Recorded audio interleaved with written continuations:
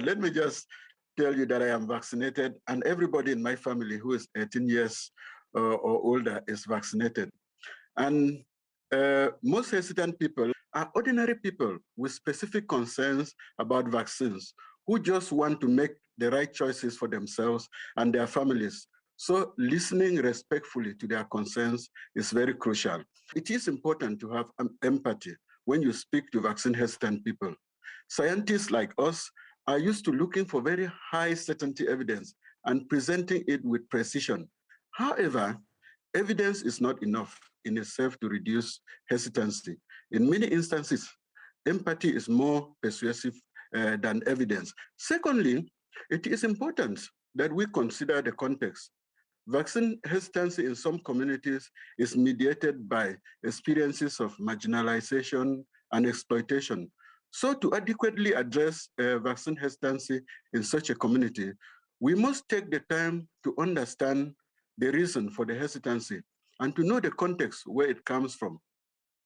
We may not always agree, and that is okay, but we must start with the humility to understand the context. And the third thing I want to say is that we need to validate strengths.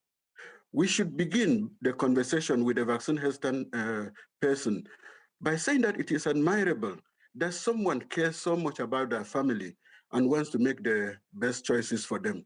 For example, if someone were to say that on a scale of 1 to 10, that their willingness to take a COVID-19 vaccine is 3, you should congratulate them and say that it is fantastic, that it is not 1 or 2. So this positive approach makes a person more receptive to information. And once a person feels heard, when a person feels validated, and once a person feels understood, he or she is likely to listen. Professor Wiysonge, I'm vaccine hesitant. I feel I have lots of fears about side effects, and I'm concerned that vaccines might change my DNA. Convince me to get vaccinated. Thank you for sharing your concerns about COVID-19 vaccination with me. This and other unfounded information about COVID-19 vaccines are circulating on social media, but these are all false. COVID-19 vaccines cannot change your DNA because the vaccine does not enter the part of the cell where the DNA is found. Personally, I have taken the COVID-19 vaccine.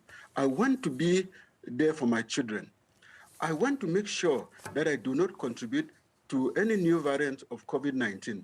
And variants, as you know, are types of COVID-19 that could be getting more and more deadly if we do not stop this spread through vaccination. And I understand that you are not sure if vaccines, COVID-19 vaccines are safe. In South Africa, I must assure you that we have very strict laws and regulations that make sure that any vaccine and any medicine for that matter that we use in our clinics are safe and they work. The vaccines authorized for use in South Africa, they are safe and they work. After you get the vaccine, you might have some side effects for 1 or 2 days, like we do with other treatment like ARVs, TB medications, and even paracetamol. We do have side effects, but we make sure that any vaccine that is authorized for use in South Africa or any medicine is safe and it is effective. So if we look at what some other countries are doing, some countries have lotteries, and we've also seen here in South Africa some shops offering discounts to vaccinated people. What does the research say? Do these strategies work? Yes, for other vaccines, we have limited evidence that when children or their parents are provided with incentives, either in form of cash or in form of gifts, there is a slight increase in the number of children who take up vaccines. We know that our people in South Africa have been severely affected by COVID-19 pandemic, and their painful reality should be at the center of any vaccine rollout. There are some who need to get that extra push in terms of incentives to be able to get to the vaccination site. So I commend everybody who is providing such incentives. But the best incentive is to be alive. And vaccination is one of our surest ways to beat this pandemic.